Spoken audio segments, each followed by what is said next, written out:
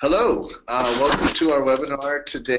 I'm Eric, and we will be joined by a special guest, Hendra from Delta BA down in Australia. And we're going to talk about power over Ethernet. So very quickly, power over Ethernet is a technology that started off primarily for video cameras, IP cameras, as well as access points. And for probably the first 10 to 15 years of its use, it was really only used for those two devices, as well as IP access phones, like VoIP phones, like your desk phone. But now with the proliferation of the Internet of Things and a lot of industrial devices also needing power and data at the same time, we're seeing power over Ethernet grow and be used for a lot more applications. So today we're going to talk about a specific case study involving HVAC, heating, ventilation, and air conditioning application for PoE. And today we'll be talking with the representative Hendra from Delta Controls. So Hendra is a project manager who has recently deployed his first project using power over Ethernet enabled controllers made by Delta Controls, as long with Optigo PoE switches. So this is pretty exciting for everyone involved, and we wanted to share a little bit about the details. Hendra, do you want to say hi and give yourself a quick introduction?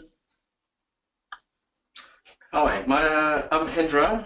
I'm from Canberra in Australia, and yeah, we did this PLUV project early this year with Optigo, as well as the PLUV controls and Delta controls.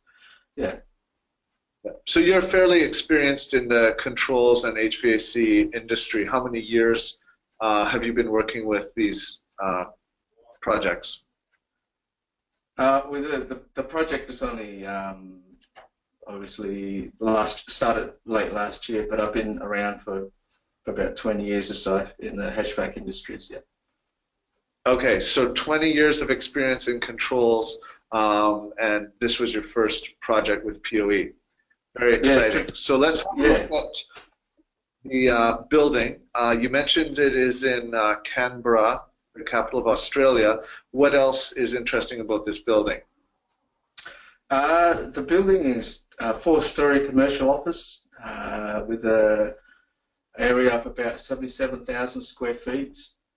It is located in what we call the Parliamentary Triangle in Canberra, capital of Australia, and that's where pretty much where all the Commonwealth federal departments have their headquarters in Canberra.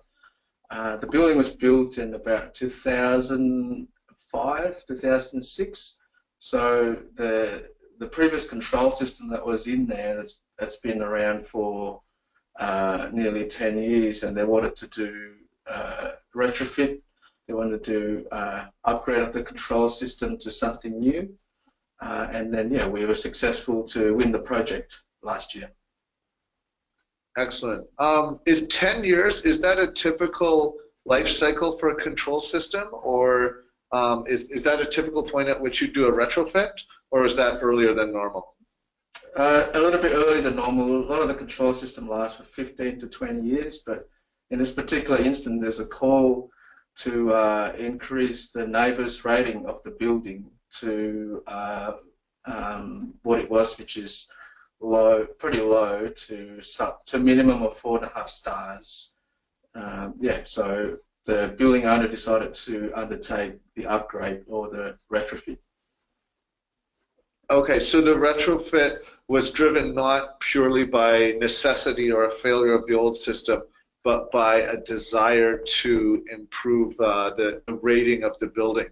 Would that then translate into additional leasing revenue? Yeah, pretty much, because all of the basic requirement in Australia is for if a building owner to have a Commonwealth department or federal government to take tenancy in their buildings, the building has to be rated at minimum 4.5 stars. Okay, excellent. So we understand the driver. And is this a customer that an end user that you've worked with before, or was it your first project with this customer? It is our first project with this building owner. They actually have a space in the building themselves, and so they manage the building themselves. Yeah, and hopefully there's more to come with that. Okay, so the owner was also a partial tenant as well as the landlord. Correct, yeah. Okay, so you have a lot of firsts here. You have your first project with this end user, your first project with POE, and your first project with Optigo as well. Were you at all scared about the risks of so many firsts? People say you only live once, so yeah, it is a high-risk project for us because it's the first of everything. First with Optigo, first large-scale PoE integration with the Delta controller, and the first with this customer. And there was obviously the expectation once the project is completed, the building would operate more efficiently, and there's higher energy rating in the building. So yeah, it's quite risky, but I think we pulled it off. Okay, excellent. So what were the key drivers that made you specifically consider PoE? Because of course you could have just done a traditional Delta controls with a separate power supply. What was the driver specifically for PoE? The driver is the fact that we need to be able to operate the two control systems together. It's driven from the customer pretty much. The major tenant of the building is a law firm, and within their offices they hold quite a secure court papers and stuff like that, so access is quite difficult to their spaces. And so we made the decision once we saw the opportunity with the Optigo and with the challenge that was given to us with the customer to consider using PoE. So at the beginning of the projects, we run the Cat6 backbone across the center of the floor. And then when the tenant's ready to go, so once the space is secured, we could get in there. We'll just pull that Cat6 to their office and replace the PLUV controller with ours, and that's done very quickly within probably 15 to 20 minutes, and that's it. That's done. So yeah, that's pretty much the major drive for the project. Okay, so the intent was to have both the legacy control system as well as the new control system sort of functioning at the same time, and then swap out each controller as quickly as possible to minimize the impact on the current tenants.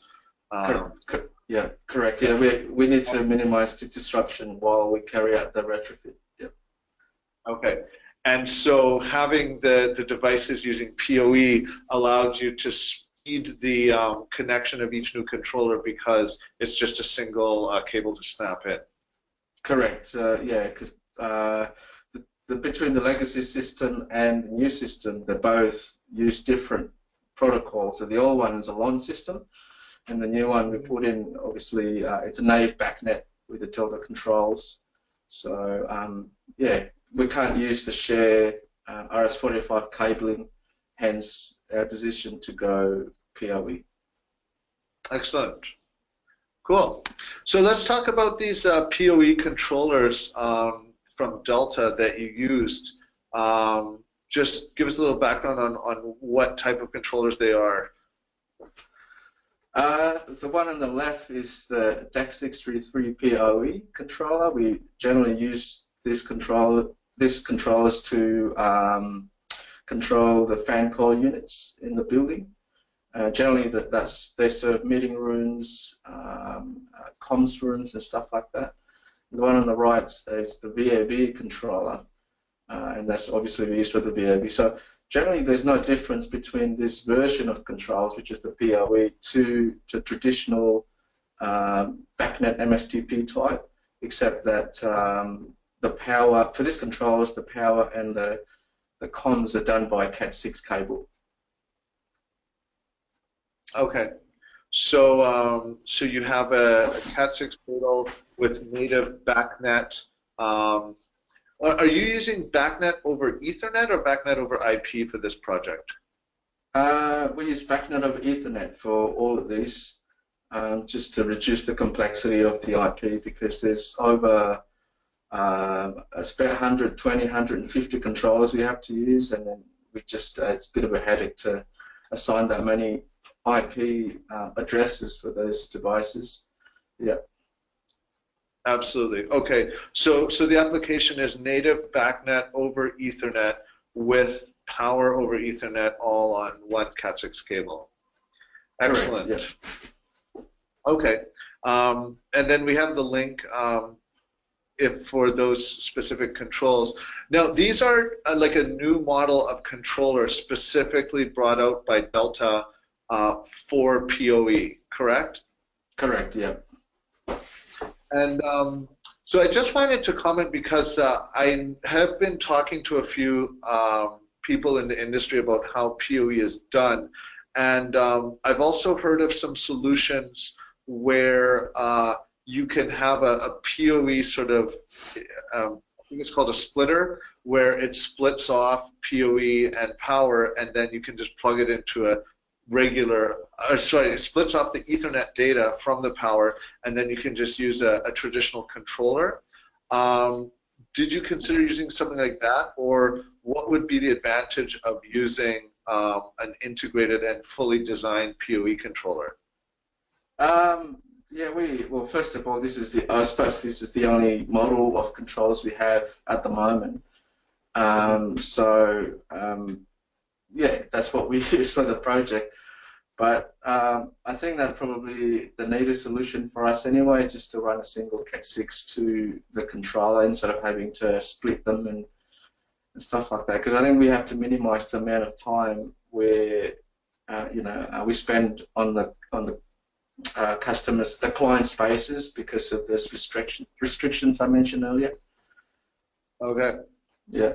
I'm also getting a comment from Ryan Hewson, who's a Delta guy, that if you're using the native PoE controller, it's able to use or to draw exactly as much PoE power as it needs, as opposed to just drawing the maximum power and then wasting it.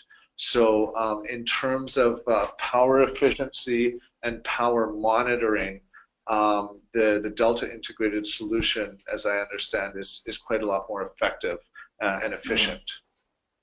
Yeah. So I mentioned earlier, when on the first startup, it draws about 10 watts. To whereas obviously you modulate the valves and the actuators to a position where it should be, but once the space is settled down, the power actually drops to 1 watt, 2 watts, half a watt, stuff like that. Yeah, so it's actually pretty good. Yeah, so very efficient usage. Correct. Yeah, excellent. And these devices, not only can they get PoE power for themselves, but they can also provide 24 volts AC for other devices, correct? Correct, yeah. So, for example, on the VAV controller, we actually use what we call backstat. So it's like a backnet thermostat, and that requires 24 volts AC supply from the controller. So yeah. Okay. So did you use any of those additional devices that drew power from these controllers? Yeah, of course. Yeah, yeah. Because Okay, excellent. especially for the meeting rooms, the user would need to lower and raise the set point, obviously, on the as they enter the room, turn the AC on. So yeah, we do use the power from the controller. Okay, so those are indirectly also powered from the same Ethernet power source. Cool. Correct. Yeah. Okay, so I've put up one of the pictures you sent me. Tell us what we're looking at here. What you're looking at is a typical PLUV VAV controller. As you Yeah. can see, the yellow cable there, that's the Cat6 cable directly plugged into the controller. The white cables and the blue cables on your right there, to the right, they're the space temperature sensor and supply air temperature sensor. And as you can see, there's no other cabling to it. That's it.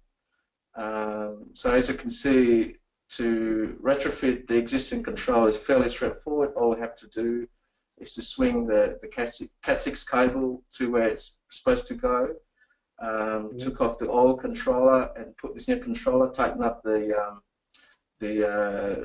shaft, plugged in the cable. That's it. That's done.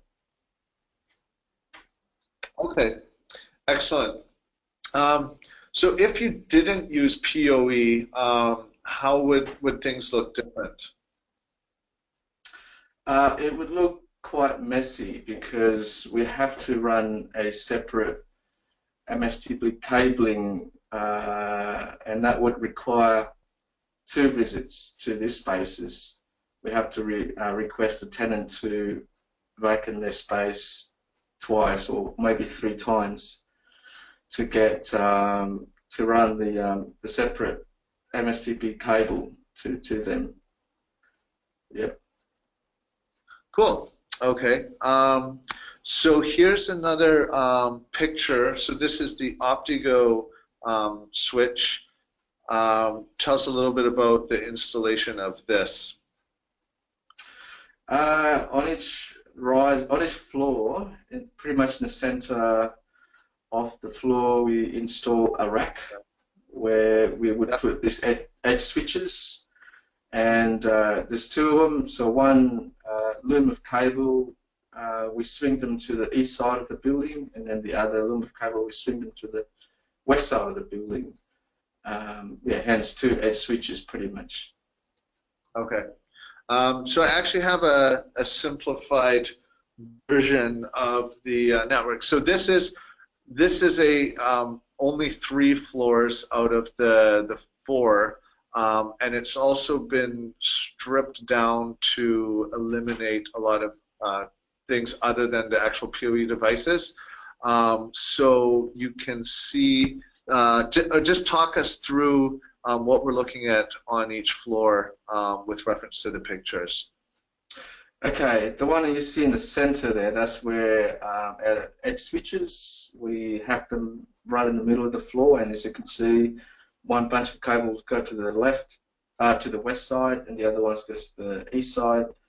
And the green line, I don't know if that's quite clearly shown, that's the single mode fiber cabling that will run between the floors. And on each floor, we split them. We use the splitter. One goes to the edge switches, and then it ends up to the roof plant room up there. Yep. We have another edge switch as well to connect the roof controllers. Okay, so so the fiber is in a ring, is it? Oh yeah, it's I should mention it's in the ring configuration. So we have 2 ONS S2 box that's shown at level 3 there next to the word BMS. It's like 2 green boxes right there. We use the ring redundancy architecture to make sure that if there's an issue with one, the other one would take over. Or if there's a cable cut on one, the other one would recover, and so on and so forth. Okay, so ring redundancy, providing protection not only against a fiber break or cut, but also a device failure. Correct, yeah. Excellent. Um, okay, so what were some of the key benefits of using Optigo specifically for the PoE solution? The key benefit with Optico for this solution obviously is to provide the integration for the PLUV controllers, but we actually use the Optigo to form what we call building services network with the BSN at the request of the building owner, because they want to set up what they call mini BSN system for other things such as the CCTV, the number plate recognition system, and I think in the future they're looking at the PoE lighting for some of their floors. Okay, so you are intending, although what we're looking at in this diagram is purely HVAC, you're also using this same Optigo network to do other services as well. Yeah, correct. So that currently they've been used for on-demand CCTV as well as a number plate recognition system. So the idea is you register your number plate of your car online, and once you arrive at the building, the system would take a snapshot of your number plate, check against the database. You're registered, the basement door would open and you could park your car, you can jump into the lift and stuff like that. Excellent. That sounds like good security. So was there any concern about the traffic? You know, if you have multiple services, is there any interference from the HVAC traffic with the CCTV or anything like that?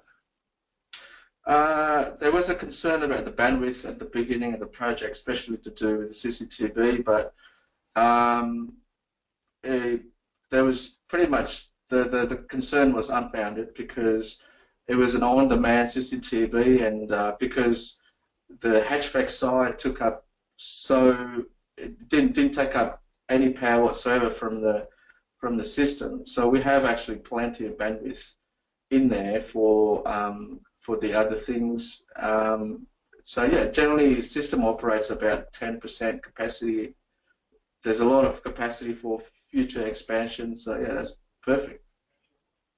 Okay, so even with HVAC and CCTV, you're only using about 10% of the Optigo available bandwidth? Correct, yeah. And you can, how are you able to tell what percent utilization you're at? It was from the Optico interface itself. You can actually see the bandwidth utilization there.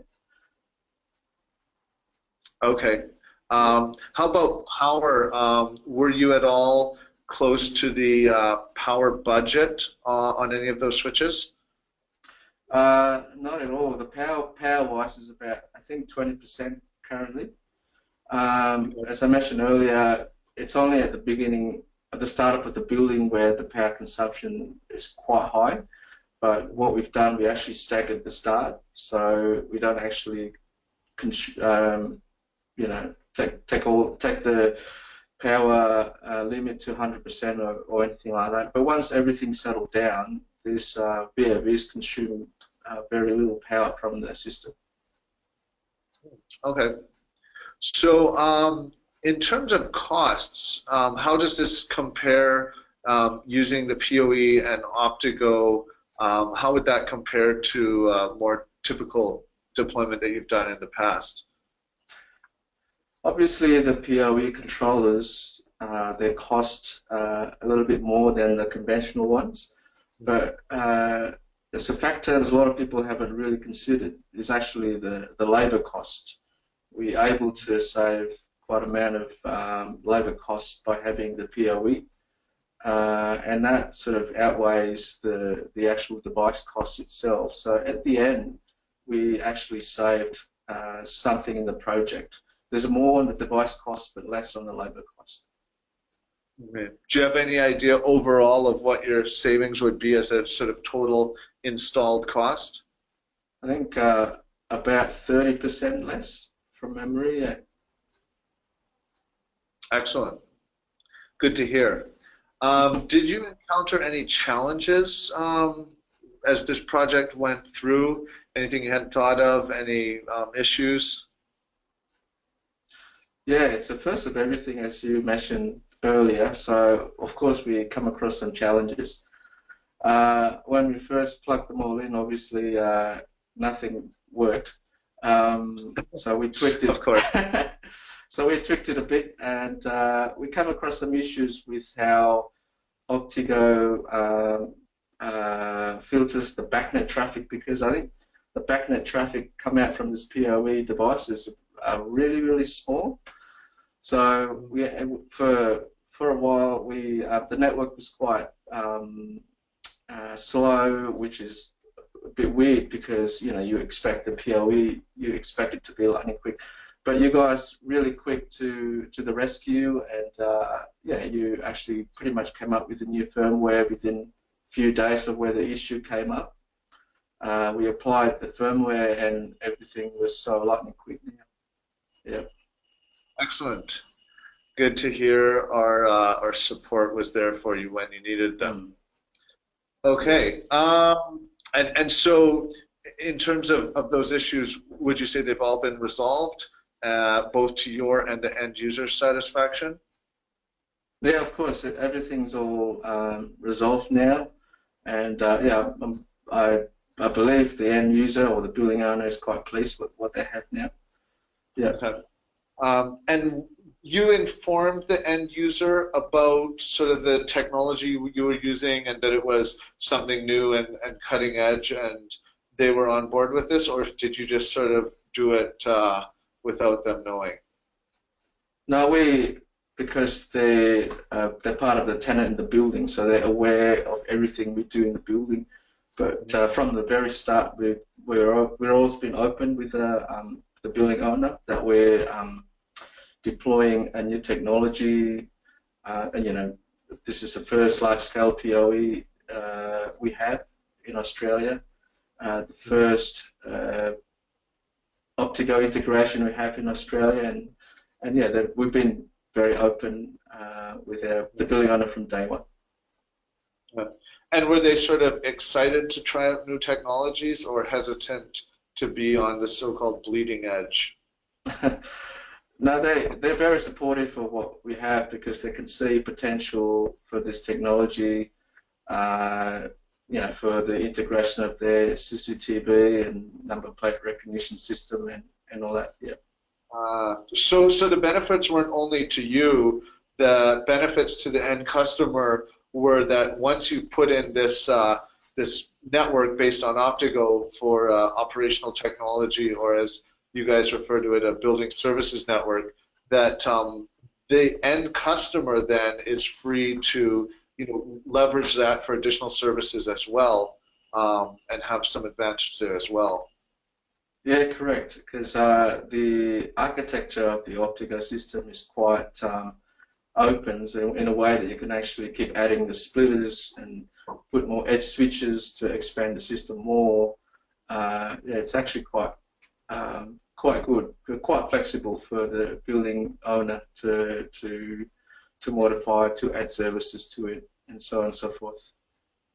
Okay, so I know that the Optigo ring can easily be expanded to include additional nodes in the ring or additional switches. Do you have any plans to? I suppose you mentioned lighting. If you were to proceed with PoE lighting, that would be quite a number of additional switches and PoE ports, correct? Yeah, it would be. We'd have to add more edge switches to the floor. We'd probably have to put the second rack, maybe the second or third rack per floor, just to cater for the PoE lighting. But yeah, we're currently reviewing that options at the moment. Yeah. Okay, keep us posted on that. So overall, would you say, just general sort of closing comments on the PoE solution? Is this something that you would do next time? Is it something you would recommend? Yeah, I think I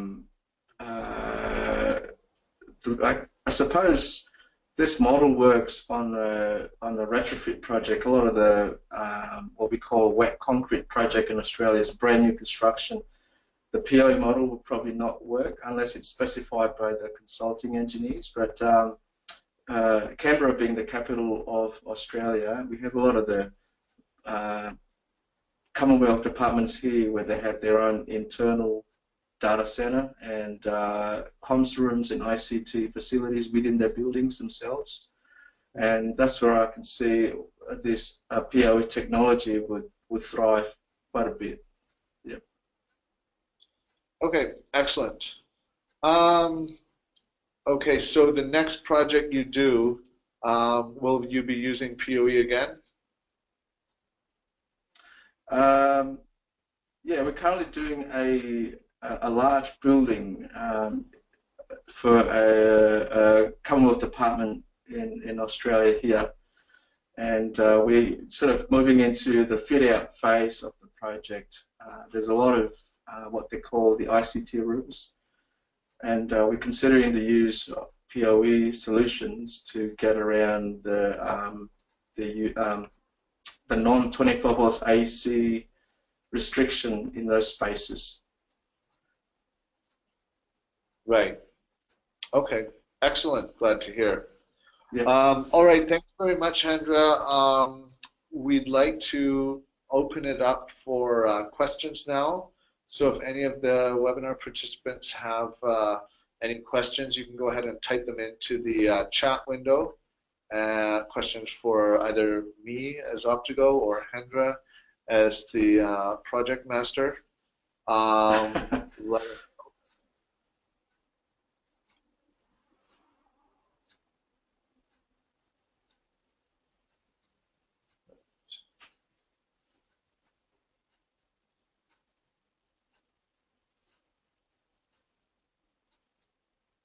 Okay. Anyone for questions? Any final thoughts in general? Hendra? Oh, yeah. I suppose when considering the PoE solution, my suggestion is to consider the labour cost versus the device cost. I'm not sure about anywhere else in the world, but in Australia, they actually make quite a bigger difference. I mean, in North America too, we have a lot of labor cost issues as well. I'm sure it's the same in most of the sort of first world, Western Europe, North America. Yeah. Yeah. So in terms of the increased cost for the actual controller, what are we talking in percentage terms? Are they 10% more, 50% more? What type of premium do you pay for the PoE on the controller itself? I can't remember the quite exact figure, but I think 15% comes in mind. Okay. Yeah. Okay. So we have a comment from David Paquin, who says same thing in Canada. Other Delta partners who have done PoE found the same thing. Not really sure exactly what that is in reference to, but would be if you have any more information. Oh, the costs. Okay, so I'm going to assume that the what he's agreeing with your statement that the real cost savings is in the labor. You're not saving any on the controls, but the cost savings being in the installation labor. Yeah, correct. Yeah, yeah. I think that would be fairly consistent, certainly across the developed world, and even in some of the second world, like the BRIC countries or Mexico. Sometimes even if the per unit hour cost of labor is cheaper, the more complex the tasks are and the more that's required to be done, the more opportunities there are for misunderstandings and mistakes. And so even if you're not in a high labor cost market, just overall complexity can increase your labor cost through increased number of hours as well. Yeah, I really feel that this is a really compelling solution, even if it's just for the simplicity, right? You spend less time drawing your diagrams. If you were to get the wires crossed, it doesn't matter. So I agree. I agree that just from a simplicity standpoint, it's a much more elegant solution, and then typically simpler solutions tend to cost less, however you break it down. Yeah, unfortunately in Australia we haven't got access too much to cheap labours because our geographical location, we're sort of surrounded by the sea. So yeah, so labour cost is just keep increasingly going up, and one way to get around that is to keep using the simpler technology that would cut down all this labour cost. So, you know, what people say, you work smarter, not harder. Yeah, absolutely. That makes a lot of sense. Okay. If there's any other questions, or Hendra, if you have any, maybe if you have any more advice for someone who's considering using PoE, what would you tell them? Don't let fear hold you back, or you will only live once, or something like that.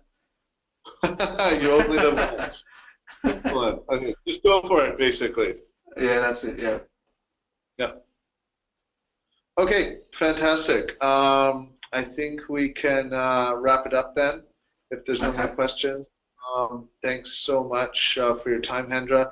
Really appreciate you joining us, and thanks for everyone who joined online. I think there was some really great stuff, so thanks very much, Hendra. We'll be talking to you soon. Okay, thank you. All right, thank you. Bye-bye.